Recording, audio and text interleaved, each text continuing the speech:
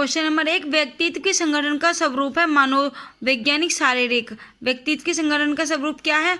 मनोवैज्ञानिक शारीरिक। आत्मकेंद्रित व्यक्ति होता है अंतमुखी। आत्मकेंद्रित व्यक्ति कौन होता है? अंतमुखी।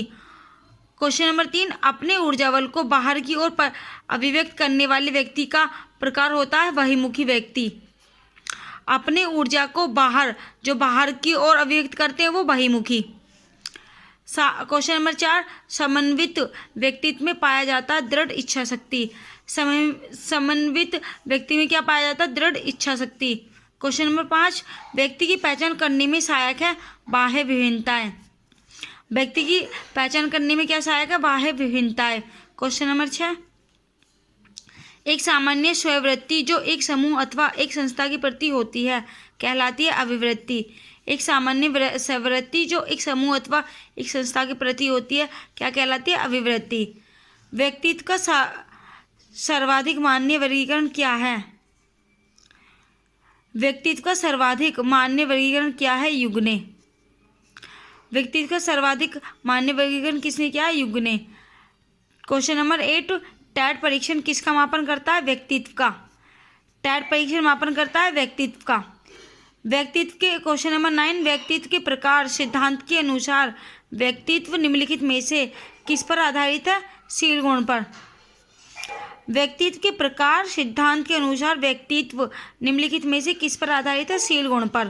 क्वेश्चन नंबर 10, व्यक्तित्व जन्मजात और अर्जित प्रवृत्तियों का योग है यह कथन है बोरिंग का। व्यक्तित्व जन्मजात और अर्जित प्रवृत्तियों का योग है यह कथन किसका? बोरिंग का। क्वेश्चन नंबर 11, मनोवैज्ञानिक दृष्टि से सबसे अधिक व्यक्ति निम्नलिखित में से किस व्यक्तित्व के प्रकार में आते हैं? उभयमुखी के। मनोवैज्ञानिक दृष्टि से सबसे अधिक व्यक्ति निम्नलिखित में से किस व्यक्तित्व के प्रकार में आते हैं? उभयमुखी में। क्वेश्चन नंबर 12, व्यक्तित्व को प्रभावित करने वाले वातावरणीय तत्वों में से एक कौन है? आर्थिक स्थिति। व्यक्तित्व को प्रभावित करने वाले वातावरणीय तत्वों में से एक कौन है? आर्थिक स्थिति। क्वेश्चन नंबर 13, निम्नलिखित में से बेमेल को छांटिए। अंतमुखी, ये बेमेल है। निम्नलिखित में बेमेल को छांटिए। अंतमुखी, ये बेमेल है। क्वेश्चन नंबर 14, व्यक्तित्व का शील गुण सिद्धांत निम्नलिखित में से कौन सा दृष्टिकोण रखता है? आवरण दृष्टिकोण और तात्विक दृष्टिकोण दोनों। क्वेश्चन नंबर 15, व्यक्ति की विशेषताओं में से एक है बुद्धि। व्यक्ति की विशेषताओं में से एक है बुद्धि। क्वेश्चन नंबर 16, PFQ का संबंध है व्यक्तित्व से। PFQ का संबंध है व्यक्तित्व से। क्वेश्चन नंबर 17, यदि कोई बालक स्वयं खाना खाने के स्थान पर बांटकर खाता है तो उसका व्यक्तित्व होगा बहिर्मुखी। यदि कोई बालक स्वयं खाना खाने के स्थान पर बांटकर खाता है तो उसका व्यक्तित्व होगा बहिर्मुखी। क्वेश्चन नंबर 18, फायर की संरचनात्मक प्रतिमान का तत्व नहीं है सुपर आईडी। ये नहीं है। आईडी ये भी है, सुपर ईगो भी है, ईगो भी है। सुपर आईडी ये नहीं है। फायर की संरचनात्मक प्रतिमान का तत्व नहीं है सुपर आईडी। क्वेश्चन नंबर 19, अंतमुखी बालक होता है एकांत में विश्वास रखने वाला। अंतमुखी बालक कौन होता है? एकांत में विश्वास रखने वाला। क्वेश्चन नंबर 20, बहिर्मुखी बालक का लक्षण है कार्य करने की दृढ़ इच्छा शक्ति रखना। बहिर्मुखी बालक का लक्षण है कार्य करने की दृढ़ इच्छा शक्ति रखना। क्वेश्चन नंबर 21, व्यक्तिगत शिक्षार्थी एक दूसरे से में भिन्न होते हैं विकास की दर से। व्यक्तिगत शिक्षार्थी एक दूसरे से विकास की दर में भिन्न होते हैं।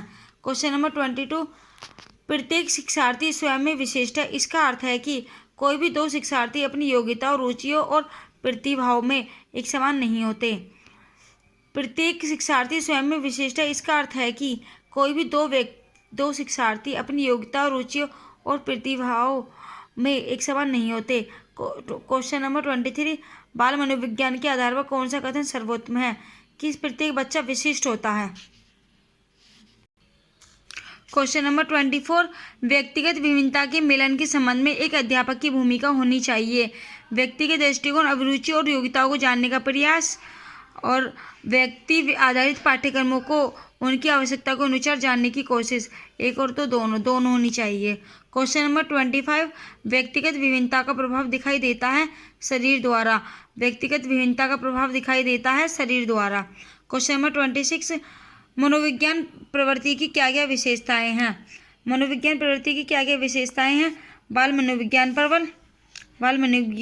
पर बल, बालक की व्यक्तित्व का आदर, व्यक्तिगत विभिन्नता के सिद्धांत पर बल, सभी। क्वेश्चन नंबर 27, निम्नलिखित में से कौन सा व्यक्तिगत विभिन्नता का प्रकार नहीं है? इनमें से कोई नहीं नेगेटिव पूछा, सभी हैं। इसका मतलब व्यक्तित्व में विभिन्नता ये भी है, उपलब्धि में विभिन्नता ये भी है, अभिव्यक्ति में विभिन्नता ये भी है।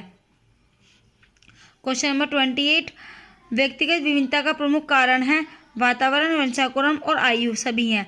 व्यक्तिगत विभिन्नता का प्रमुख कारण क्या? वातावरण भी, वंशानुक्रम भी और आयु भी, सभी हैं। क्वेश्चन नंबर 29, व्यक्तिगत विभिन्नता हेतु भाषा विकास एक आवश्यक कौशल है क्योंकि यह आवश्यकताओं की पूर्ति की मांग है। सामाजिक भी है, मनोवैज्ञानिक भी और शारीरिक भी है, सभी है। व्यक्तिगत विभिन्नता हेतु भाषा विकास एक आवश्यक कौशल है क्योंकि यह आवश्यकताओं की पूर्ति की मांग है। सामाजिक भी है, मनोवैज्ञानिक भी है, शारीरिक भी है, सभी है। क्वेश्चन नंबर 30, संवेग की दृष्टि से प्रत्येक बालक किसके कारण भिन्न होता है? व्यक्तिगत विभिन्नता के कारण। संवेग की दृष्टि से प्रत्येक बालक किसके कारण भिन्न होता है? व्यक्तिगत विभिन्नता के कारण। क्वेश्चन नंबर 31, निम्न में से क्या व्यक्तिगत विभिन्नता का कारण नहीं है? इनमें से कोई नहीं, सभी हैं। इसका मतलब नेगेटिव पूछा था इसमें भी। वंशानुक्रम भी है, बुद्धि भी और जाति भी है। निम्नलिखित में से क्या व्यक्तिगत विभिन्नता का कारण नहीं है? नहीं है, कोई भी नहीं है। इनमें से सभी कारण है ये। वंशानुक्रम भी है, बुद्धि भी है और जाति भी है।